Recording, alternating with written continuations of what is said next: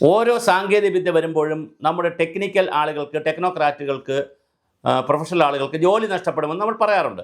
അതിലൊരു ചരിത്രം തന്നെയുണ്ട്. ടൈപ്പ് റൈറ്റിംഗ് മെഷീൻ ആദ്യം കണ്ടുപിടിച്ചു. ടൈപ്പ് റൈറ്റിംഗ് മെഷീൻ വന്നപ്പോൾ പിന്നെ കുറച്ച് പിന്നെ ജോലി സാധ്യതകൾ വന്നു. പക്ഷേ ടൈപ്പ് റൈറ്റിംഗ് മെഷീൻ കഴിഞ്ഞ് ഷോർട്ട് ഹാൻഡ് വന്നപ്പോൾ ടൈപ്പ് റൈറ്റിങ്ങിനേക്കാൾ ഷോർട്ട് ഹാൻഡാണ് നല്ലതെന്നുള്ള രീതിയിലേക്ക് മാറി. പിന്നെ അവസാനം ഷോർട്ട് ഹാൻഡ് ടൈപ്പ് റൈറ്റിങ്ങും കൂടി ഒരു പാക്കേജായി വന്നു. അപ്പോൾ വീണ്ടും തൊഴിൽ നഷ്ടം കുറഞ്ഞു. വീണ്ടും അങ്ങനെ ഇരുന്നപ്പോഴാണ് കമ്പ്യൂട്ടർ വന്നത്. അപ്പോൾ കമ്പ്യൂട്ടർ വന്നപ്പോഴും വലിയ തോതിലാണ് തൊഴിൽ നഷ്ടം വന്നത്. കുറേ അധികം സ്ഥലത്ത് തൊഴിൽ നഷ്ടം, പുതിയ തൊഴിൽ സാധ്യത വന്നിട്ടുണ്ട്, അത് വേറെ കാര്യം. സോഫ്റ്റ്വെയർ ഡെവലപ്മെൻറ്റിനും IT പാർക്കുകളൊക്കെ പുതിയത് വന്നു. പക്ഷേ കുറേ സ്ഥലങ്ങളിൽ കമ്പ്യൂട്ടർ വന്നപ്പോൾ കുറേ പേര് തൊഴിൽ നഷ്ടപ്പെട്ടു. ഈ ചരിത്ര പശ്ചാത്തലം. അതുപോലെ തന്നെ നമ്മൾ സാധാരണ ഈ ചുവരെഴുത്തുണ്ടായിരുന്നു, കലാകാരന്മാർ ചുവരെഴുതുന്നത്. കുറച്ച് കഴിഞ്ഞപ്പോൾ ബാനർ വന്നു. ബാനർ വന്നപ്പോൾ എന്ത് സംഭവിച്ചു? തുണിയിൽ എഴുത്ത് വന്നപ്പോൾ ഈ ചുവരെഴുത്ത് അങ്ങ് നഷ്ടപ്പെട്ടു, അവർക്ക് തൊഴിൽ നഷ്ടപ്പെട്ടു. അത് കഴിഞ്ഞ് ബാനർ എഴുത്ത് വന്ന് കുറച്ച് കഴിഞ്ഞപ്പോൾ എന്ത് വന്നു? ഫ്ലെക്സ് വന്നു. ഫ്ലെക്സ് വന്നപ്പോൾ എന്ത് പറ്റി? ഈ ബാനർ എഴുത്തുകാരുടെ ജോലി അങ്ങ് നഷ്ടപ്പെട്ടു. ഫ്ലെക്സ് കഴിഞ്ഞിട്ട് അടുത്ത് എന്ത് വന്നു? വിനിലൊക്കെ ഉള്ള വിനിൽ എന്ന് പറയുന്ന മെറ്റീരിയൽ, വിനൈൽ എന്ന് പറയുന്ന മെറ്റീരിയൽ പോലുള്ള ഈ വേറെ ഹോർഡിങ്സും ഒക്കെ വന്നു. അപ്പോൾ ഹോർഡിങ്സ് വന്നപ്പോൾ എന്ത് പറ്റി? ഈ ഫ്ലെക്സിൽ എഴുതുന്നതിൻ്റെ ആളുകൾ. അപ്പോൾ ഓരോ മേഖലയിലും ഒന്നൊന്നായി പുതിയ പുതിയ സാങ്കേതിക വിദ്യകൾ വരുമ്പോൾ അതിനനുസരിച്ച് തൊഴിലിൻ്റെ നഷ്ടമുണ്ടാകും. കമ്പനികൾ വ്യാപകമായി ആളുകളെ പിരിച്ചുവിടും. ഞാനിത് ഈ പശ്ചാത്തലം പറഞ്ഞു വരുന്നത്, ഓരോ മേഖല എടുത്താലും ഇത് സംഭവിച്ചുകൊണ്ടിരിക്കുന്നു. ഇപ്പോൾ ഇവിടെ സംഭവിച്ചിരിക്കുന്നത് IT മേഖലയിൽ ഇന്ത്യയിൽ 1,00,000-ഓളം പേരെയാണ് പിരിച്ചുവിട്ടിരിക്കുന്നത്. അതിൽ TCS മാത്രം, ടാറ്റ കൺസൾട്ടൻസി കമ്പനിയിൽ മാത്രം 38,000 പേരെ പിരിച്ചുവിട്ടിട്ടുണ്ട്. ഇൻഫോസിസിൽ കുറേയധികം പേരെ പിരിച്ചുവിട്ടിട്ടുണ്ട്. അതുപോലെ തന്നെ TCSൽ 6 മാസത്തിലെ 38,255 പേരെയാണ് പുറത്താക്കിയിരിക്കുന്നത്. ഇത് വളരെ വലിയ ഒരു പ്രതിസന്ധിയാണ്. കാരണം ഇതിനകത്തുള്ളൊരു പ്രശ്നമെന്ന് പറഞ്ഞാൽ, ഇവർ ജോലി ചെയ്യുമ്പോൾ ഇവർ ഈ സോഫ്റ്റ്വെയർ ഡെവലപ്മെൻറ്റിലൊക്കെ ഇരിക്കുന്നവരെ സംബന്ധിച്ചിടത്തോളം അവർ പർട്ടിക്കുലർ മേഖലയിലായിരിക്കും എക്സ്പെർട്ടൈസ്. സകലവിധ മേഖലയിലും എക്സ്പെർട്ടൈസ് ആവാൻ അവർക്ക് കഴിയില്ല. ഒരു കമ്പനിയെ സംബന്ധിച്ചിടത്തോളം ഒരു ജപ്പാൻ പഴമൊഴിയുണ്ട്, വലതുകാലിൽ ചെരുപ്പുണ്ടാക്കുന്നവർക്ക് വലതുകാലിൽ ചെരുപ്പുണ്ടാക്കാൻ അറിയാവൂ, ഇടതുകാൽ ചെരുപ്പുണ്ടാക്കുന്നവർക്ക് ഇടതുകാൽ ചെരുപ്പുണ്ടാക്കാൻ അറിയാവൂ. അവരെ പിരിച്ചുവിട്ടാൽ രണ്ട് കാലിലെയും ചെരുപ്പുണ്ടാക്കാൻ പഠിച്ചുകൊണ്ട് അവർക്കൊരു ചെരുപ്പ് കമ്പനി തുടങ്ങാനോ ചെരുപ്പ് യൂണിറ്റ് തുടങ്ങാനോ പറ്റത്തില്ല എന്ന് പറയുന്നൊരു ഒരു സേയിങ് ഉണ്ട്, ഓൾഡ് സേ ഉണ്ട്, ഒരു പഴമൊഴിയുണ്ട് എന്ന് പറഞ്ഞ പോലെ, അല്ലെങ്കിൽ ഒരു കഥയുണ്ട്. അതുപോലെ ഇവർ ഏതെങ്കിലും ഒരു പർട്ടിക്കുലർ സോഫ്റ്റ്വെയറിൻ്റെ ഏതെങ്കിലും ഒരു പർട്ടിക്കുലർ പാർട്ടിലായിരിക്കും ഇവർ എക്സ്പെർട്ടൈസ് ചെയ്തിരിക്കുന്നത്. അങ്ങനെ അവിടെ എക്സ്പെർട്ടൈസ് ചെയ്ത് 10-20 വർഷമൊക്കെ ഇരുന്ന് കഴിയുമ്പോൾ പിന്നെ അതുമായി ബന്ധപ്പെട്ട ജോലി അല്ലെങ്കിൽ വലിയ പ്രതിസന്ധി വരും. പിന്നെ മാത്രമല്ല, വളരെ വലിയ ശമ്പളമാണ് പല ആളുകൾക്ക് കിട്ടുന്നത്. അങ്ങനെ ശമ്പളം കിട്ടിക്കൊണ്ടിരിക്കുന്ന ആളുകൾക്ക് പെട്ടെന്ന് ഒരു ദിവസം ശമ്പളം കിട്ടാതെ വരുമ്പോഴോ അല്ലെങ്കിൽ ജോലി ഇല്ലാതെ വരുമ്പോഴോ ഉണ്ടാകുന്ന ഒരു മാനസികമായിട്ടുള്ള ഒരു മെൻ്റൽ ട്രോമ ഉണ്ടാകും. അങ്ങനെ വളരെ പിന്നെ ഭീഷണിയുണ്ട്. പിന്നെ അവർക്ക് പെൻഷൻ പരിപാടികളില്ല. ഒരുപാട് കിട്ടുമ്പോൾ കിട്ടുന്നു, ഇത് ചന്തയിൽ ലേലം വിളിക്കുമ്പോഴാണ് കിട്ടുമ്പോൾ കിട്ടുന്നു, അത് കഴിഞ്ഞാൽ ഇല്ല എന്ന് പറയുന്നൊരു കൺസെപ്റ്റാണ്. അമേരിക്കൻ കമ്പനികളൊക്കെ പിന്നെ പെൻസിൽവാനിയയിലൊക്കെ പോയി നയനാരൊക്കെ കണ്ടതിന് നമ്മുടെ മുൻ മുഖ്യമന്ത്രി നയനാരും അടക്കമുള്ള ആളുകൾ പോയി കണ്ടതിന് ശേഷമാണ് ഇവിടെയൊക്കെ ടെക്നോ പാർക്കൊക്കെ തുടങ്ങുന്നത്. പക്ഷേ പ്രശ്നം എന്താണെന്ന് വെച്ചാൽ, ഈ അമേരിക്കയുടെയൊക്കെ ഒരു പ്രശ്നം എന്ന് പറഞ്ഞാൽ, അവർ കിട്ടുന്ന സമയത്ത് ആളുകളെ എടുക്കുകയും അവരെ നല്ല പ്രായത്തിൽ എല്ലാവിധ സൗകര്യങ്ങളും കൊടുത്തുകൊണ്ട് പരമാവധി അവരെ സ്ക്യൂസ് ചെയ്ത് കരിമ്പിനെ സ്ക്യൂസ് ചെയ്യും പോലെ ജ്യൂസ് എടുക്കുകയും പിന്നെ പറഞ്ഞു വിടുകയും ചെയ്യും. പക്ഷേ ഇവിടെ ഇപ്പോൾ ഇതാ ഇടയ്ക്ക് വെച്ച് തന്നെ പോകുന്ന ഒരു ഇടപെടലിലേക്ക് വന്നിരിക്കുന്നു. ഇതിനകത്ത് യൂണിയനുകളുമൊക്കെ ബന്ധപ്പെട്ടിട്ടുണ്ട്.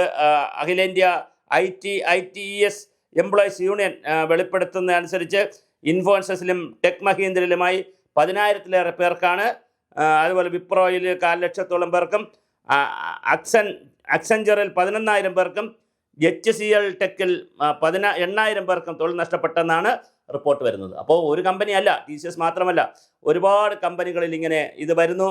അതുപോലെ തന്നെ വ്യത്യസ്ത ഉള്ളടക്കങ്ങൾ എടുക്കാൻ കഴിയാത്ത ഒരു രീതി വരുന്നു. പുതിയ ജനറേഷൻ്റെ കാര്യം വരുന്നു. ഇതെല്ലാം വരുന്നതിൻ്റെ ഒരു അടിസ്ഥാന കാരണം ആർട്ടിഫിഷ്യൽ ഇൻ്റലിജൻസ് കൂടിയാണ്. ആർട്ടിഫിഷ്യൽ ഇൻ്റലിജൻസ്, നിർമ്മിത ബുദ്ധി ഒരുപാട് ജോലി തരും, അത് വേറെ ഘടകം. പക്ഷേ ഇപ്പോഴിതാ ഇവിടെ TCSൻ്റെയും ഞാൻ ഈ പറഞ്ഞ വിപ്രോയുടെയും അതുപോലെ തന്നെ വിവിധ കമ്പനികളുടെയും അതുപോലെ ഇൻഫോസിസിൻ്റെയും ഒക്കെ നിരവധി ആളുകളിലാണ് പിരിച്ചുവിട്ടുകൊണ്ടിരിക്കുന്നത്. TCSലെ പിരിച്ചുവിടലുകൾക്കായി IT പ്രൊഫഷൻ ആരംഭിച്ച AITU ആരംഭിച്ച ഹെൽപ്പ് ലൈൻ നമ്പറിലേക്ക് ആയിരക്കണക്കിന് ആളുകളാണ് ഓരോ ദിവസവും വന്നുകൊണ്ടിരിക്കുന്നത്. അപ്പോൾ നടപ്പ് വർഷം തന്നെ 2%, ഏകദേശം 12,000 ജീവനക്കാരെ പിരിച്ചുവിടുമെന്നും TCS അറിയിച്ചിട്ടുണ്ട്. അപ്പോൾ ഇതൊരു വളരെ വലിയ ഗുരുതരമായ പ്രതിസന്ധിയായി വന്നുകൊണ്ടിരിക്കുകയാണ്. കൂടുതൽ കമ്പനി 6 മാസത്തിൻ്റെ 38,255 പേരെ നഷ്ടമായതാണ്, പേർക്ക് TCSൽ നഷ്ടമായതാണ് കണക്ക് നമ്മൾ നേരത്തെ സൂചിപ്പിച്ചിരുന്നു. രാജ്യത്ത് പല നഗരങ്ങളിലും IT ജീവനക്കാർ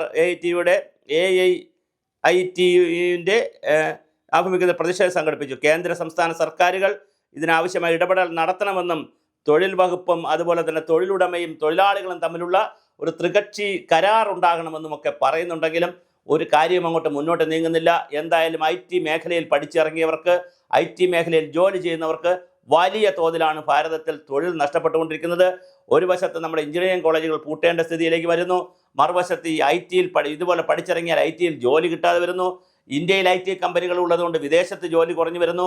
അങ്ങനെ വലിയ പ്രതിസന്ധിയിലേക്കാണ് IT വ്യവസായം പോയിക്കൊണ്ടിരിക്കുന്നത്. തീർച്ചയായിട്ടും അതിൽ വലിയ പങ്ക് വഹിക്കുന്ന ഒന്നാണ് നമ്മുടെ ആർട്ടിഫിഷ്യൽ ഇൻ്റലിജൻസ്. അതെങ്ങനെയാണ് നമുക്ക് ഇനി വരുന്ന ദിവസങ്ങളിൽ നമ്മുടെ ചെറുപ്പക്കാരികളെയും ഒക്കെ എങ്ങനെ ബാധിക്കുമെന്ന് നമുക്ക് കംപ്ലീറ്റ് പറയാൻ കഴിയാത്തൊരവസ്ഥയിലേക്കുള്ളത്. പക്ഷേ അതേസമയം ആർട്ടിഫിഷ്യൽ ഇൻ്റലിജൻസ് കൊണ്ടുവരുന്ന മറ്റ് തൊഴിൽ സാധ്യതകളുണ്ട്. പക്ഷേ അതിലേക്ക് എവരെ ഫിറ്റ് ചെയ്യാൻ പറ്റുമോ എന്നുള്ളതൊരു പ്രശ്നമുണ്ട്. ഇപ്പോൾ എക്സ്പെർട്ടൈസായി നിൽക്കുന്ന ആളുകളെ കുറച്ച് പേരെയൊക്കെ ട്രെയിനിങ് കൊടുത്ത് അങ്ങോട്ട് കൊണ്ടുപോകാൻ പറ്റും. പക്ഷേ ബാക്കി മഹാഭൂരിപക്ഷത്തിനെയും ട്രെയിനിങ് കൊടുത്ത് അങ്ങനെ കൊണ്ടുപോകാൻ പറ്റുന്നതല്ല, പല കാരണങ്ങളാൽ പറ്റുന്നതല്ല. അപ്പോഴെങ്ങനെയാണ് ഇപ്പോൾ തൊഴിൽ നഷ്ടപ്പെടുന്നവരെ പുനരധിവസിപ്പിക്കുന്നത്? കമ്പനി അവരുടെ ശിഷ്ടകാലത്തെയും കൂടെ കണക്കാക്കി ഒരു വലിയ പാക്കേജ് കൊടുക്കുമോ? അതോ അവർക്ക് ബാക്കിയുള്ള കാലത്തേക്ക് പെൻഷൻ പോലുള്ള എന്തെങ്കിലും സ്കീം കൊടുക്കുമോ? ഇതൊന്നിനെ സംബന്ധിച്ചും ഒരു ധാരണയുമില്ല. എന്തായാലും ഇന്ത്യയിലെ തൊഴിൽ വകുപ്പും കേരളത്തിലെ തൊഴിൽ വകുപ്പും രാജ്യത്തെ വിവിധ സംസ്ഥാനങ്ങളിലെ തൊഴിൽ വകുപ്പുകളും അതുപോലെ തന്നെ എംപ്ലോയ്മെൻറ്റ് തൊഴിൽ കൊടുക്കുന്ന തൊഴിൽ ദാതാക്കളും ഗവൺമെൻറ്റുകളും കേന്ദ്ര സംസ്ഥാന IT കമ്പനികളും IT ഡിപ്പാർട്ട്മെൻറ്റുകളും, IT കമ്പനികളല്ല IT ഡിപ്പാർട്ട്മെൻറ്റുകളും വളരെ ഗൗരവമായി ചിന്തിക്കേണ്ടുന്ന ഒരു സാമൂഹ്യ വിഷയമായി, ഒരു സാമ്പത്തിക വിഷയമായി ഇത് മാറിക്കൊണ്ടിരിക്കുകയാണ്. അപ്പോൾ തീർച്ചയായിട്ടും IT മേഖലയിൽ ഇപ്പോൾ ടെക്നോ പാർക്കിലുമൊക്കെ ഇപ്പോൾ ശമ്പളം വളരെ കുറഞ്ഞു കൊടുത്തു വരുന്നൊരു വിഷയമാണ്. അതിനിടയിലാണ് കഴിഞ്ഞ ദിവസം തിരുവനന്തപുരം ടെക്നോ പാർക്കുമായി ബന്ധപ്പെടുത്തി അവിടെ ഒരു പെൺകുട്ടിക്ക് ഹോസ്റ്റലിൽ നിന്നുണ്ടായ ഗുണ്ടായുസവും തോന്നിയവാസവും, അത് വേറൊരു വിഷയമാണ്.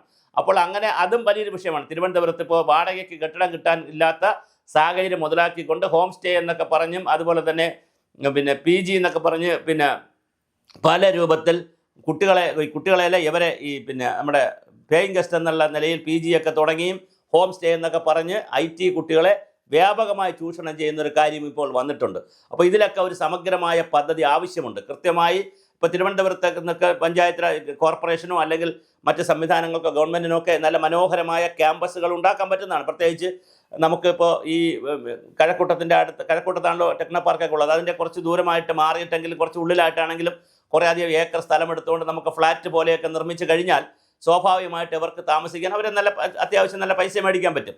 ആ ഫ്ലാറ്റ് പോലെ സംവിധാനത്തിലേക്കൊക്കെ അവരെ കൊണ്ടുവന്നു കഴിഞ്ഞാൽ അവിടെ നിന്നൊരു വാഹനം ഇട്ടാൽ മതിയല്ലോ, അല്ലെങ്കിൽ ഈ കമ്പനികളുടെ വാഹനം തന്നെ അവരെ വന്ന് കൊണ്ടുപോകും. അപ്പോൾ വളരെ മനോഹരമായ രീതിയിൽ അത് ചെയ്യാൻ പറ്റും. അപ്പോൾ ഇവരുടെ തൊഴിൽ ഉറപ്പിനെ കുറിച്ച് ഗവൺമെൻറ് ഗൗരവമായി ആലോചിക്കണം. ഗവൺമെൻറ്റുകൾ ഇവരുടെ താമസ സൗകര്യത്തെക്കുറിച്ച് ആലോചിക്കണം. അങ്ങനെ പല രൂപത്തിൽ IT കമ്പനികളെയും IT കമ്പനികളിൽ പ്രവർത്തിക്കുന്ന അവിടെ പണിയെടുക്കുന്ന ജീവനക്കാരെയും സംരക്ഷിക്കുന്ന ഒരു സമഗ്രമായ IT പാക്കേജ് കൊണ്ടുവരാനാണ് കേന്ദ്ര സംസ്ഥാന സർക്കാരുകൾ ഗൗരവമായി ആലോചിക്കേണ്ടത്.